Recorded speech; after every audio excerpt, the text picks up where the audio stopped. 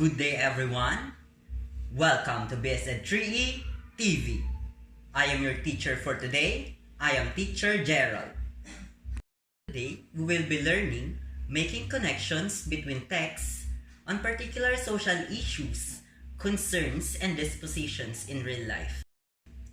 To introduce the lesson for today, we'll be reading a text written by Jessa Lapus entitled Wake Up Walking Up. But take note, after this reading, we'll be answering the following questions. The following questions will be appearing on your screens. What day does the text mention? A. Friday, B. Monday, C. Tuesday, D. Wednesday.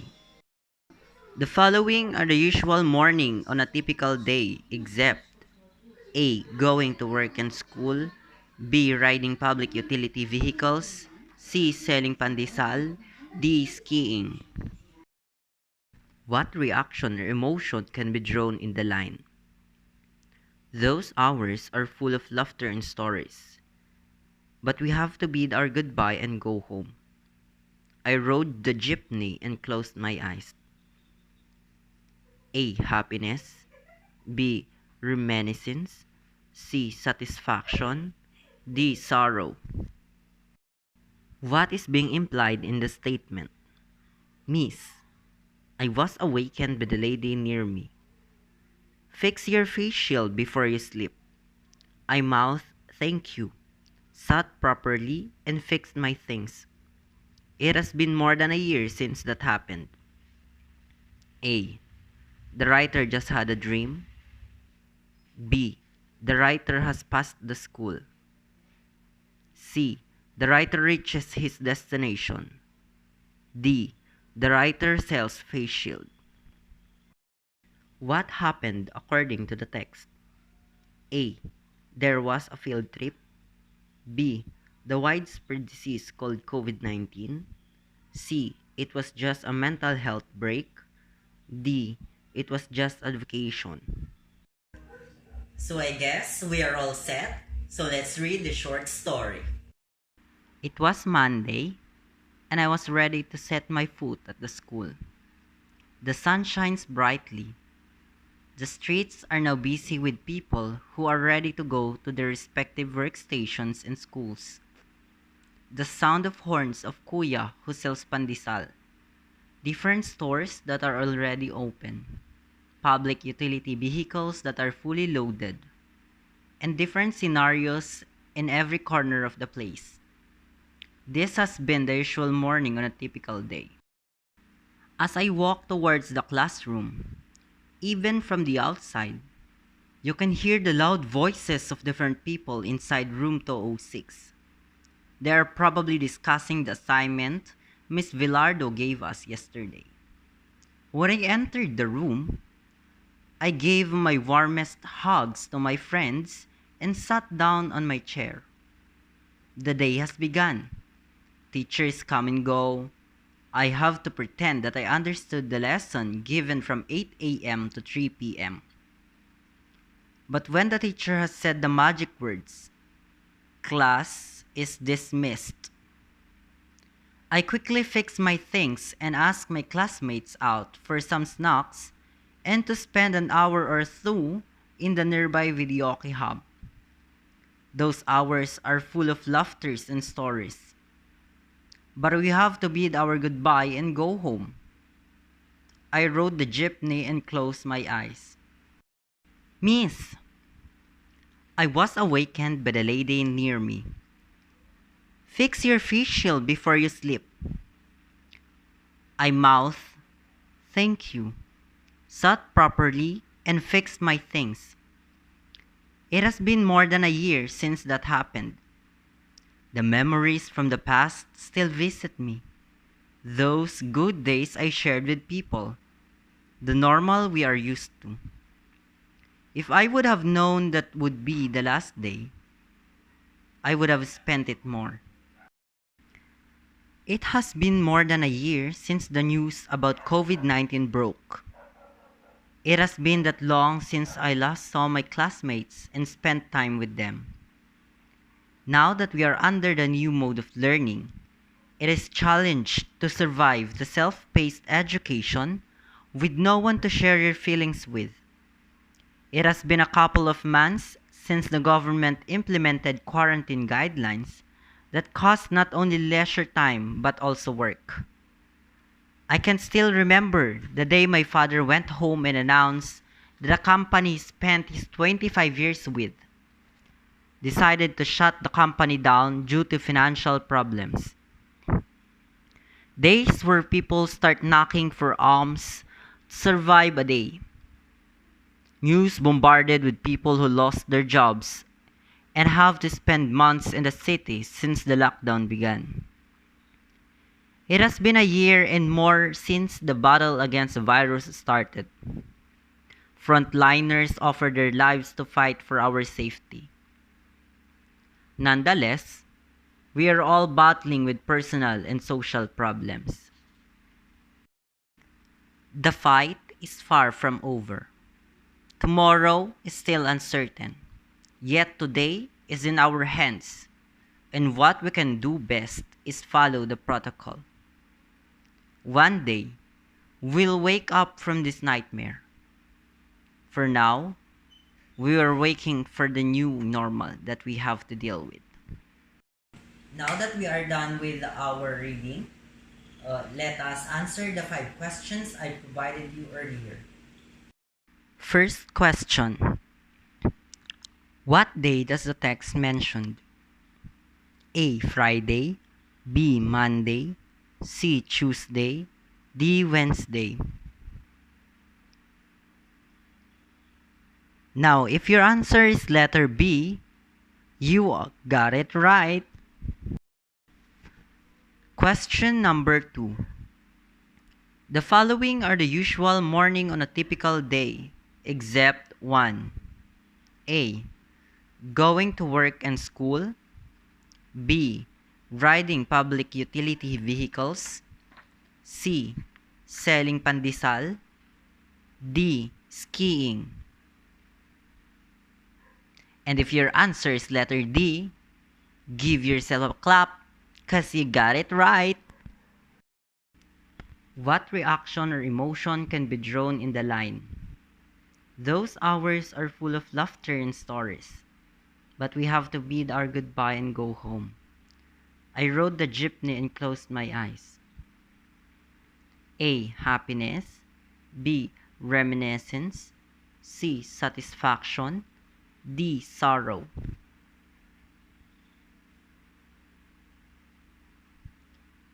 If your answer is letter D, congrats, you got it right. Fourth question. What is being implied in the statement? Niece, I was awakened by the lady near me. Fix your face shield before you sleep. I mouthed, thank you, sat properly, and fixed my things. It has been more than a year since that happened. A. The writer just had a dream. B. The writer has passed the school. C. The writer reaches his destination. D. The writer sells face shield.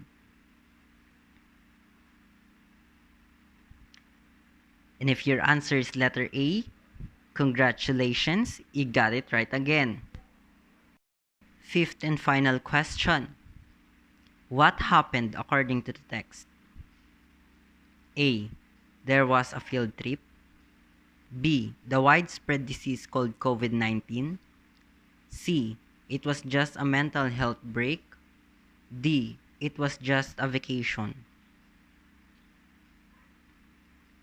Now, if you answered letter B, Congratulations, you got it right again. So according to Wilkerson 2020, literature has always been one effective way to address and explore social concerns in human culture.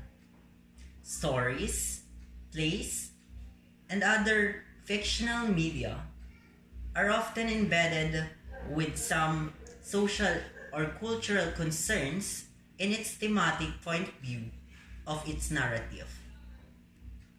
So there are 4 steps in locating social issues in a text. So number 1 is annotating. What do we do when we annotate? First, we have to write down your thoughts and your feelings while reading the text. Second, you have to take note of its plot or the sequence of its events.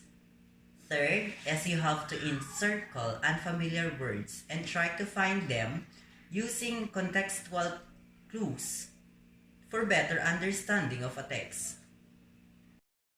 Second is to understand the characters' actions, evaluate their traits and roles, speculate their actions and decisions based on what they are experiencing. And third is you have to try to put yourself on the character's shoe.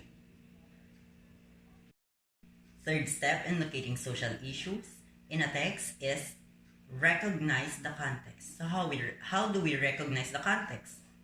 Simply as we have to consider the societal issues that the character and the authors are facing by identifying the time, location, and the social environment they are in. So in understanding the context, we also have to remember that the text is a reflection of the society the character and the author lived in, as well as the ideas they held in that time. So the last step in locating social issues in a text is simple as stating the theme. So how do we state the theme? First, after you explore those aspects, you will finally know what is the theme of the text. Second, you have to try to find what is the author telling you to. Third, making connections with the text will make it easier for you to identify the social issues if you have already unlocked the theme of the text. So for you to really understand the lesson, I have prepared an activity entitled Unlock Me. There will be provided illustrations below. What you have to do is you have to analyze and you have to identify what social issue is presented in every illustrations. There are some illustrations provided below. You have to analyze what social issues are presented in each. The choices are education, health, economic, lockdown, and government protocols. Question number 1.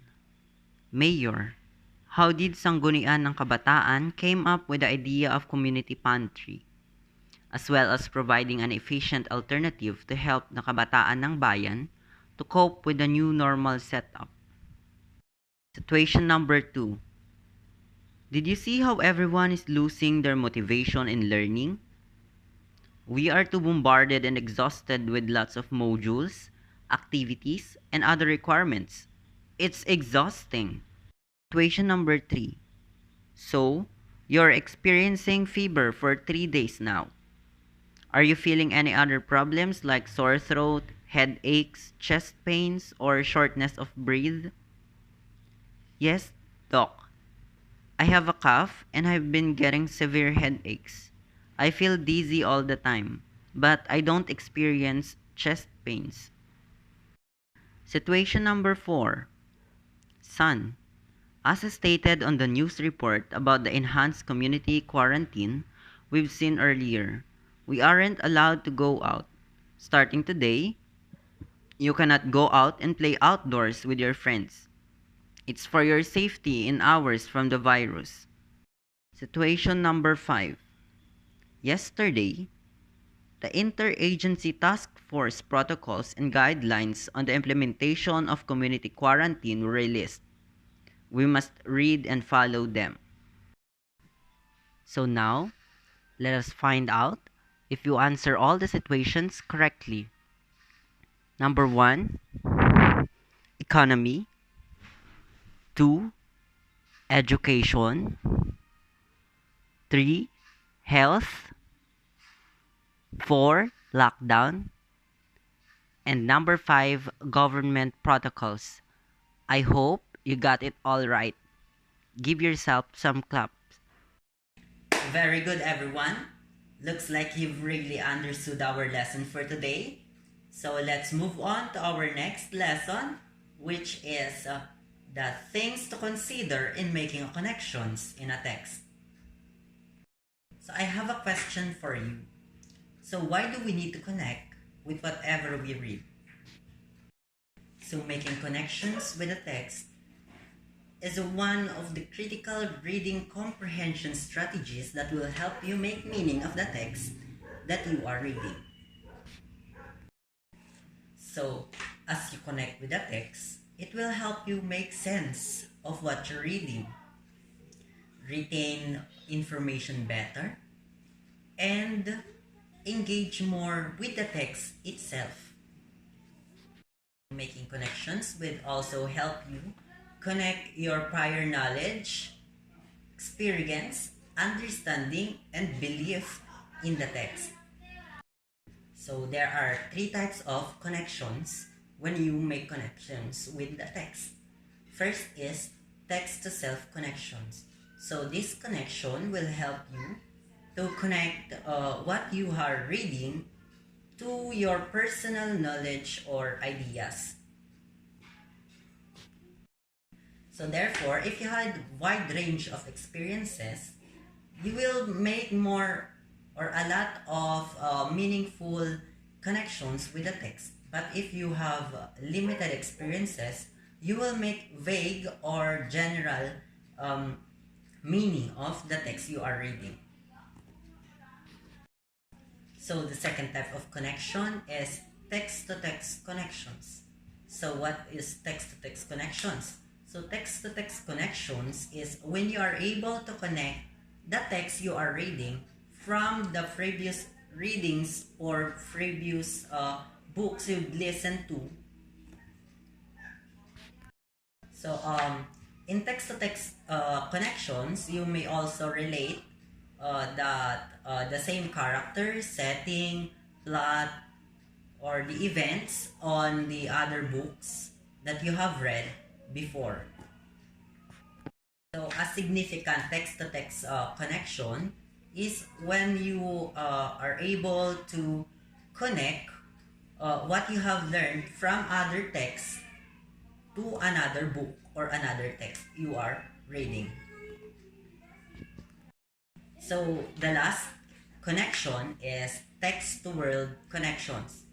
So these connections will help you connect what you are reading and what you've read to the world or into the real world on social issues, other people, or in the environment. So an effective text-to-world connection happen when you can use what you have learned through this medium and apply it for your better understanding of the text that you are reading. So for the last part of our lesson, there are 2 types of connections. First is surface connections. Surface connections do not really help us understand the text. They just sit on the surface. What we read is what we get. Second is deep connections. These connections will really help us to understand the text better. Why?